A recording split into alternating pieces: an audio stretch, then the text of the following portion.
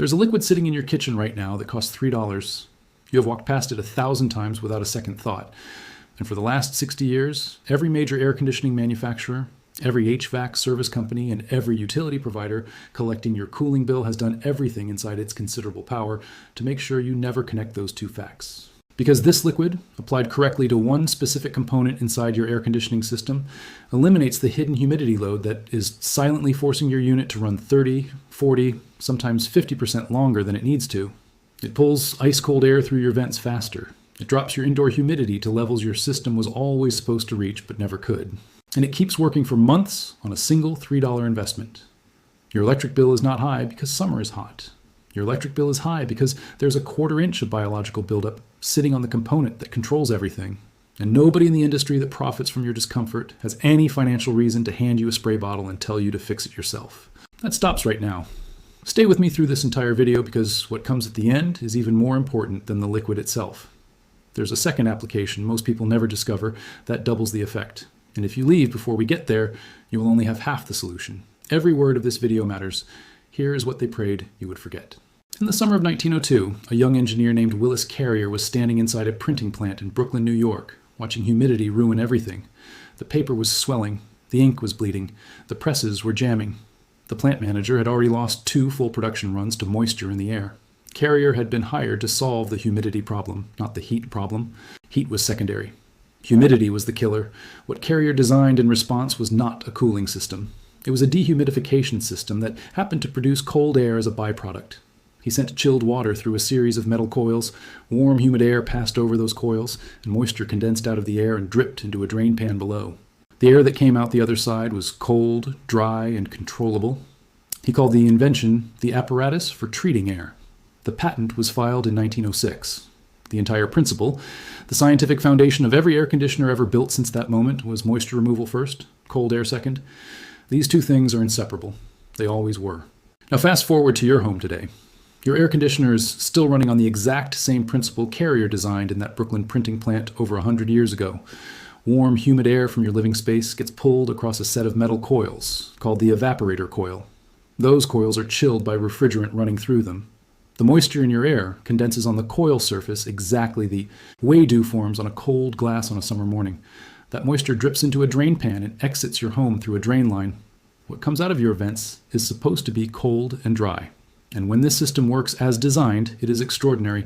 It can drop indoor humidity from 80% to 45%, while simultaneously dropping air temperature by 20 degrees. Your compressor runs for a cycle, achieves the target conditions, and shuts off. Short cycles, efficient operation, low bills.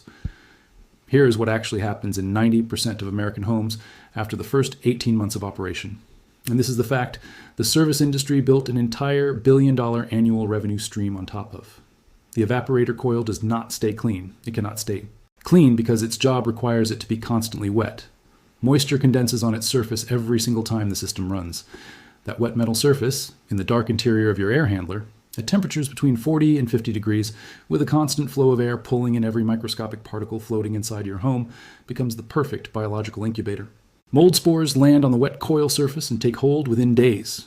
Dust particles bind to the moisture and form a coating that gets thicker with every passing week.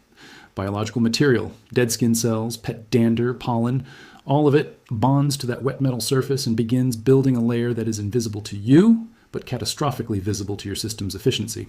Within 18 months of a new installation, the average American evaporator coil has accumulated enough biological buildup to reduce its heat transfer efficiency by between 20 and 40%. The University of Florida's Energy Extension Service published research confirming that a coil fouled with even a fraction of an inch of biological material forces the refrigerant to work dramatically harder to achieve the same temperature drop. The system cannot pull moisture out of the air as efficiently because the surface where condensation forms is now partially insulated by organic buildup. Your compressor runs longer, your blower fan runs longer, your humidity stays higher than it should. Your air feels clammy even when the thermostat reads 72. And your electric bill climbs every single year, not because power got more expensive, but because your equipment got less efficient and nobody told you how to stop it. The HVAC industry knows this happens. Every technician who has ever pulled an air handler panel and shown a flashlight at a 3-year-old coil knows exactly what they are looking at. The manufacturers know the coil degrades. The service companies know that a fouled coil is the most common cause of reduced system efficiency in residential air conditioning. And the utility companies know that a degraded system runs longer and burns more power. They all know, and not a single one of them has a financial incentive to hand you a $3 bottle and explain what to do with it. A clean coil means fewer service calls. Fewer service calls means less revenue. The entire architecture of the HVAC maintenance industry is built on selling you an annual tune-up that addresses symptoms while leaving the root cause exactly where it is. Here's the liquid. Distilled white vinegar, 5% acetic acid concentration. Available at every grocery store, every warehouse club, every gas station, convenience mart in the country. A gallon costs between $2 and $4. It has been registered as a cleaning and sanitizing agent by the Environmental Protection Agency. It has a pH of approximately 2.5, which makes it acidic enough to dissolve the calcium deposits, biological films, and organic buildup that accumulate on evaporator coil surfaces and inside drain lines without corroding the aluminum fins or copper tubing that those coils are made from. It evaporates completely, leaving no residue. It kills the mold, the bacteria, and the biological film that is choking your coil's ability to do its job. And it costs $3. In the 1950s, commercial refrigeration engineers in the southeastern United States, managing large cold storage facilities in Florida, Georgia, and Louisiana, where humidity levels routinely exceed 80%, and evaporator coils foul faster than anywhere else in the country, documented the use of diluted acetic acid solutions as a maintenance wash for coil surfaces. Their internal maintenance logs, some of which were preserved in the archives of the American Society of Heating, Refrigerating, and Air Conditioning Engineers, describe quarterly coil washing with vinegar-based solutions as standard practice. The results they documented were consistent. Systems maintained with regular acid washing ran shorter cycles, achieved lower humidity levels, and showed dramatically reduced compressor wear compared to systems cleaned only with water or left unmaintained between service appointments. This knowledge existed. It was written down. It was shared inside the engineering community. And then the residential air conditioning boom of the 1960s and 1970s created a service industry that had every reason to keep it inside engineering archives and off the label of every product sold to the average homeowner. Here is the science that explains exactly why this works. And once you understand it, you will never pay for a coil cleaning service again. The biological film that grows on your evaporator coil is not loosely attached. It is a biofilm, a structured community of microorganisms embedded in a self-produced matrix of polysaccharides and proteins. This is the same type of film that makes the inside of an old water pipe feel slimy. It bonds chemically to the metal surface. Water alone cannot break that bond. Standard household cleaners often contain compounds that actually feed the biological layer or react poorly with the aluminum and copper in the coil. Acetic acid at 5% concentration disrupts the chemical bonds holding the biofilm matrix together at the molecular level. It penetrates through the film, breaks the attachment points, and releases the entire accumulated layer from the metal surface beneath. The mold dies, the bacteria die, the calcium deposits dissolve, and the clean aluminum fin surface underneath is exposed again, capable of full thermal transfer, exactly as the manufacturer designed.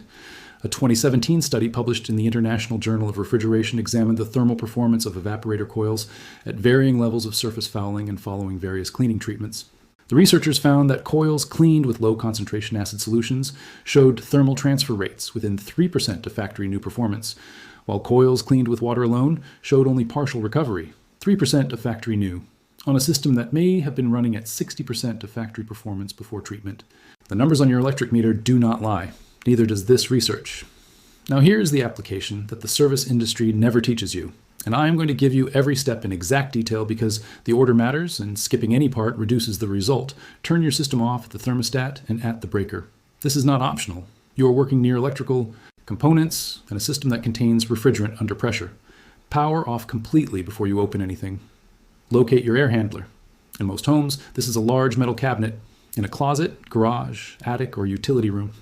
It is the indoor unit, not the outdoor compressor unit sitting on a concrete pad outside. The outdoor unit is not what you're treating today. Open the access panel on the air handler. Most panels are held by 1 or 2 screws, or simply slide upward and off.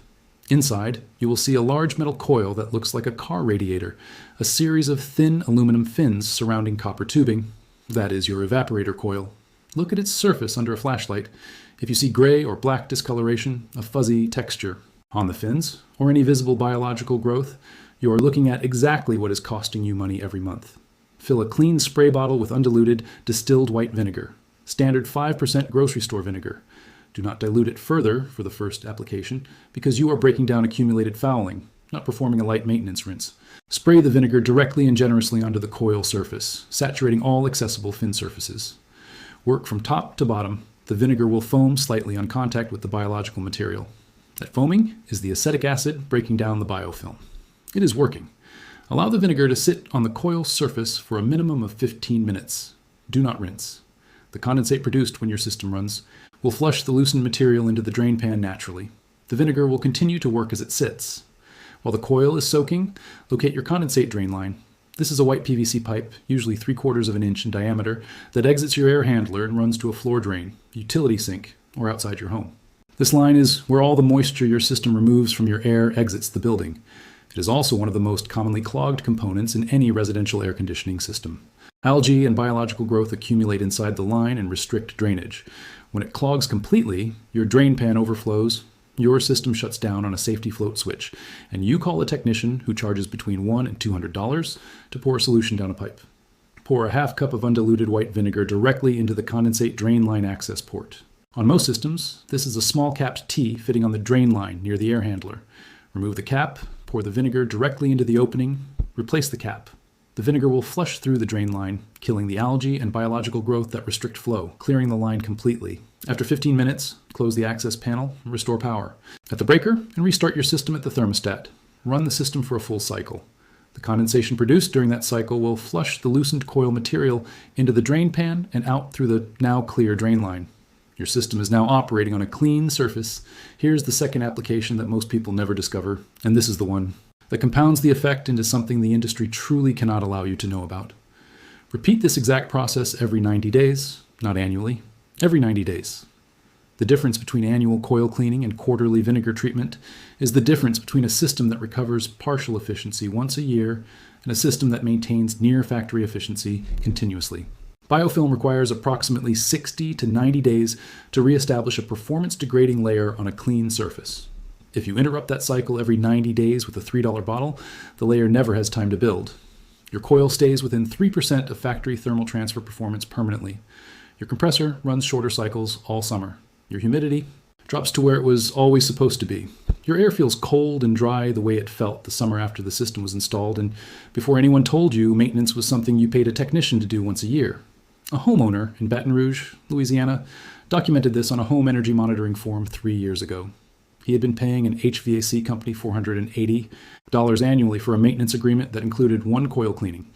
His average July electric bill was $212. He switched to quarterly vinegar treatment, canceled the service agreement, and his next July bill was $131. Same house, same system, same summer temperatures, $81 less in a single month. His savings in the first year exceeded the cost of the maintenance agreement he canceled. He documented every bill and posted them side by side. The numbers were not close. Think carefully about what that means for the companies on both sides of your cooling bill. The HVAC service industry in the United States generates over $100 and $11 billion annually, according to industry association filings. A significant portion of that revenue flows from residential maintenance agreements and service calls driven by problems that proper quarterly maintenance prevents. The utility companies generating your power benefit from every additional hour your compressor runs. A fouled coil that forces a 30% longer run. Time is a 30% larger power purchase from the grid. These two industries do not coordinate their silence about vinegar. They do not need to. Their financial incentives align perfectly around your ignorance. A $3 bottle that prevents both the service call and the extended runtime is a threat to both revenue streams simultaneously. And what threatens two revenue streams at once has no lobby, no advertising budget, no shelf space at the home improvement store, and no sponsored content in any publication either industry controls. Willis Carrier understood in 1902 that moisture control was the foundation of everything. Not the thermostat, not the refrigerant, not the compressor, moisture. The surface, where that moisture condenses, is the most important component in your entire cooling system, and it is the one component that every maintenance-driven business model depends on you never cleaning yourself. The commercial refrigeration engineers in the Florida cold storage facilities of the 1950s knew exactly how to maintain it. They wrote it down, they preserved the knowledge, and then an industry grew up around the gap between what they knew and what they told you. You now know what they knew. Pull out last month's electric bill, write the number down. Treat your coil and your drain line this weekend with $3 of distilled white vinegar. Set a calendar reminder for 90 days from today, and do it again. Pull out the bill that arrives in 60 days and look at the runtime data if your utility provides it, or simply look at the total. The evidence will be printed on the paper in your hand. Do not take anyone's word for this. Not the service company, not the utility, and not this video. Test it yourself, document the result, and then share what you find with every homeowner you know who is still writing checks every summer to an industry that never once handed them a spray bottle and told them the truth. The grocery store has been stocking the solution to your highest summer electric bill in the same aisle as the cooking oil for 60 years. $3, a spray bottle, 15 minutes, and the compressor that has been running all afternoon trying to fight. Humidity through a coated coil finally gets to rest. That is not a promise made by anyone with something to sell you. That is the same chemistry the engineers were writing about in maintenance logs before most of the companies billing you monthly even existed. The knowledge never disappeared. It was just waiting for someone to say it out loud.